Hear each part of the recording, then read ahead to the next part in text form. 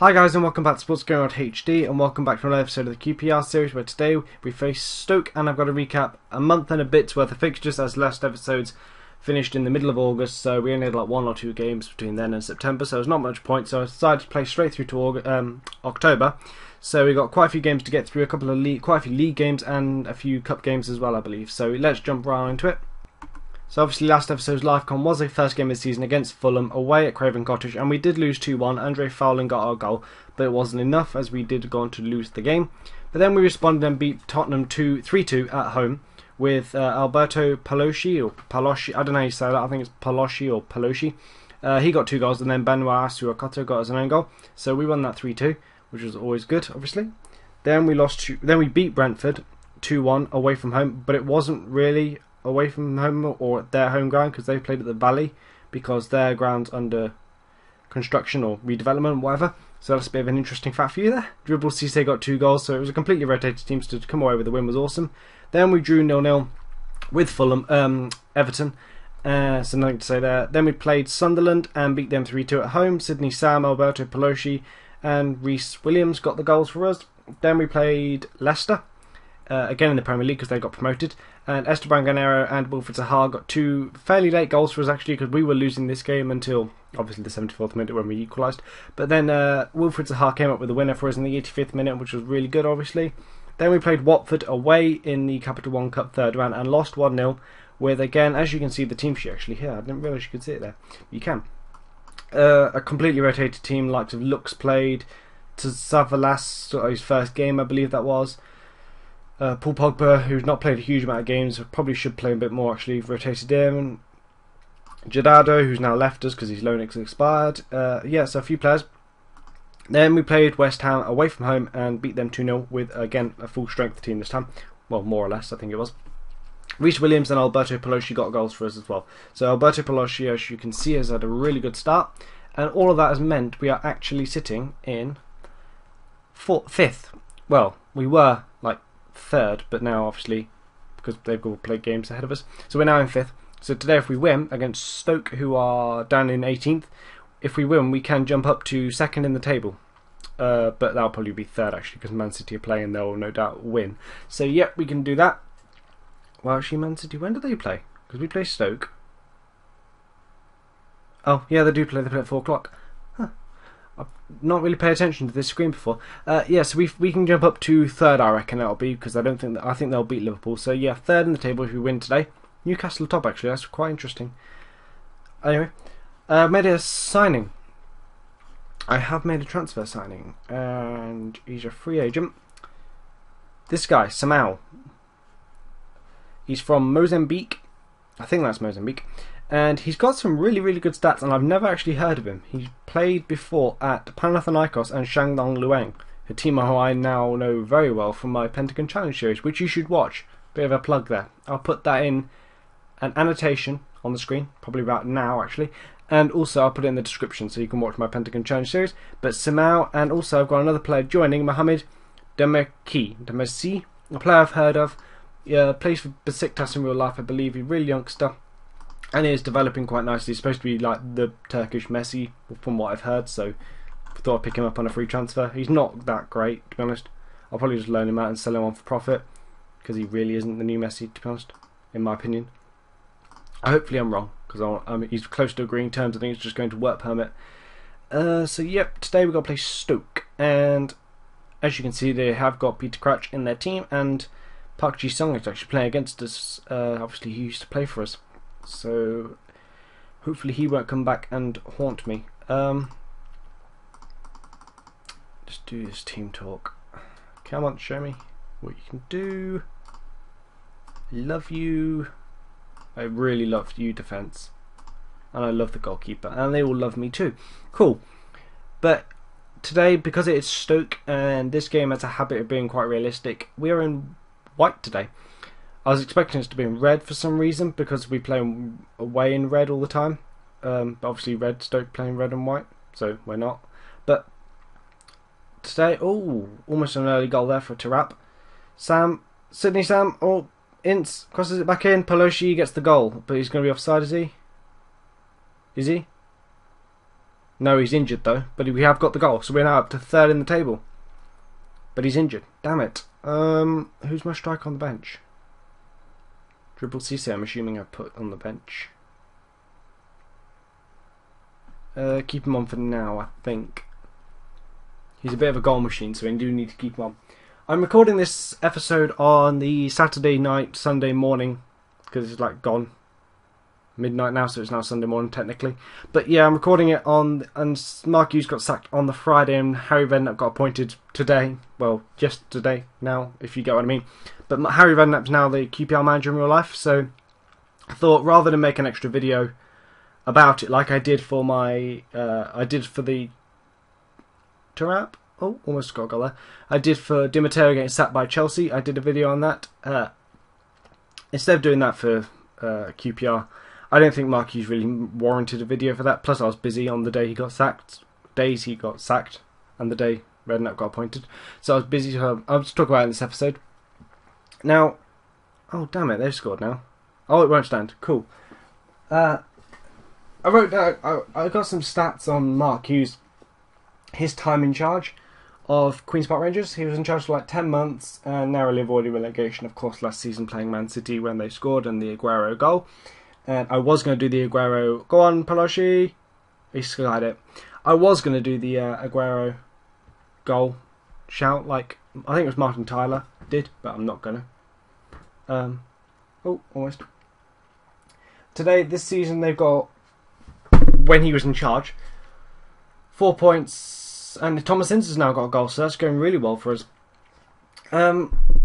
Mark Hughes got 4 points from 12 games with QPR, including 8 defeats, which is never good. So no doubt he got the reason why he got sacked, because they were doing awful under him. And I did a video actually back in the day. Well, Whitebread's got a goal.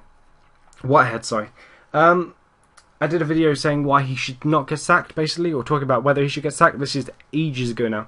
And at that time, he shouldn't. But now, I actually agree with Tony Fernandez's decision. Well, actually, it's debatable if it was his decision, actually, because apparently his friend was at the training ground, because Tony Fernandez wasn't even in the country. And when I had a few interviews with Mark Hughes and some other board members, and came to the conclusion and phoned him up and said, Tony, I think we should sack him. And then Tony Fernandez said, okay, and sacked him. So whether or not it was Tony Fernandez's actual decision is debatable. Well, not even debatable, I don't know. Adel Trapp scores. No, it's an own goal. Bergovic. Redknapp's now the manager, as I said. Harry is used to be the Tottenham manager, of course. Now, I'm probably in a minority camp, actually, because everybody everybody's British anyway, or English, loves Harry Redknapp. I don't mind Harry Redknapp. I don't mind the style of football he plays. I like it. It's fine. Not a problem with that. Not a problem. But my issue is everybody's saying he's a really, really good manager. He isn't. He just isn't. He hasn't done well, no. I shouldn't say that, actually. No. Oh, it's another goal for us. It was a bit of a row, actually. 4-1. This is probably the best life com I've had. No. Well, it depends what you gauge a good manager to be, right? The media and everybody seems to have this idea that Harry Redknapp is a very successful manager. Well, he isn't. He's managed Portsmouth, West Ham, I believe, Tottenham. I don't know all the teams he's managed, but anyway. At Tottenham, he got them in the Champions League once. And then not again. Failed last season. Didn't do it. After being in a really good position, he failed to do it again. Delivered Champions League. Didn't do it. I believe he's only ever won, from what I can remember off the top of my head, like an FA Cup with Portsmouth, and which is a great achievement considering how bad they were. Well, they were good at that time, but then they went bad. Or they were about to go bad. Or they were in the midst of it, but they had some good players, so yeah. Not the point. Won an FA Cup, and I believe he's won like a Carling Cup, whatever they called it at that stage, League Cup. He's never won the Premier League.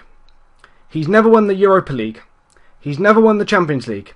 He's never managed an international team, so he's got no international experience at all. So why people wanted him to be the England manager, you know, rather than when you can have someone like Roy Hodgson, who has got international experience and won many things, you know, why people wanted that, I don't know. Also, as he's never been an international manager, he's never won a European Championship or a World Cup or anything like that. He's got none of that experience, and yet everybody says another goal. Walter's got a goal. Everyone has this idea that he's an amazing manager that's won everything and done all this rubbish, but he's not. He just hasn't. He's not won anything. He's managed lower Premier League teams, other than Tottenham. He's managed lower other Premier League teams. He's not managed Arsenal, Man United, Chelsea before, Liverpool, Manchester City now, of course. He's never managed, these bigger teams that are regularly in the Champions League, other than Tottenham. He's never done it. So why people think he's got this idea? And he's never managed abroad either. So he doesn't know the foreign style of football, is what I'm trying to say. So if he was the England manager, I believe, my opinion is, the England manager, I don't care if it's English or foreign. I personally don't give a damn.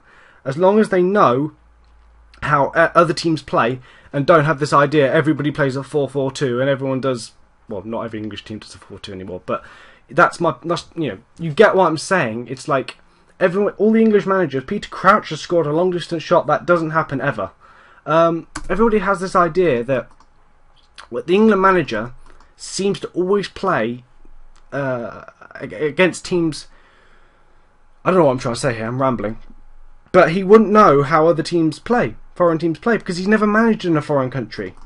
So he doesn't know how to set up an England team, wouldn't know how to set the England team up against a foreign style of football, in my opinion, because he wasn't that successful with Tottenham at it. They didn't do that well. Okay, they did okay against Real Madrid and AC Milan a few times. They're fluky games, can I just say. I believe they were fluky. That's just my opinion. I'm going to get disagreed with here wholeheartedly, and you're quite entitled to your opinion. I'm just saying my opinion. But anyway, that's enough of a tirade on Harry Redknapp. I think he's a good appointment for QPR, though, can I just say. I think that's a right team for him, because they're not a top team yet. They've got money, so they might potentially become a good team. Big team.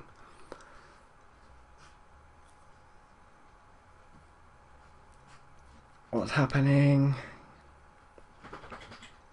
It's been amazing. I've not really concentrated on what's going on the pitch, actually.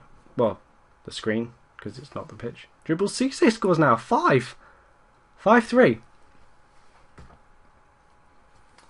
5-3. Another thing I've noticed, because I had loads of points ready to talk about what's happening in the save, but I went on about Harry Redknapp all the time, or about QPR. In the game, although it's got again then, in the game, loads of teams are expanding their stadiums or building new stadiums. Tottenham, as you'd imagine, are building the new stadium, as they always seem to do on every football manager, and I think it's Perryman Park or whatever they call it. And Chelsea are expanding their stadium, I believe. Man United are expanding theirs, and Man City are expanding theirs. And there was a couple others, I can't remember who, but yeah, loads of teams are expanding their stadium, and it's not fair because I'm the team that needs the new stadium or the stadium expansion, because we are the team with like 18,000 seats, so yeah, it's not fair. Right, after that big win over Stoke, we are now up to third in the table. Why are Man City above us? Oh, because they're not played yet. Goal difference. Anyway, never mind. Right, next episode will be against I'm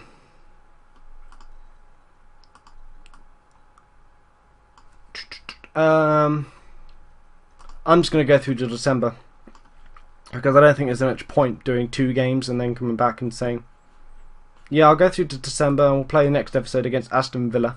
I think we'll play at home. So I'll play through all of these games, and I'll come back to you then. I leave you in third in the table after my rant on Harry Redknapp. But I want to make the point, I do think Harry Redknapp is a good manager. I just don't agree with this idea that he's a great manager or a particularly amazing manager. I think he's a good manager, and I like the style of football he plays, but this idea that he's a very successful manager, I disagree with, is what I'm trying to say in my rant. So before you dislike the video or have a go at me in the comments or whatever, as I know a lot of people love Harry Redknapp, that's what I'm trying to say. But I've probably shot myself in the foot here, so I'll shut up and I will see you guys next time.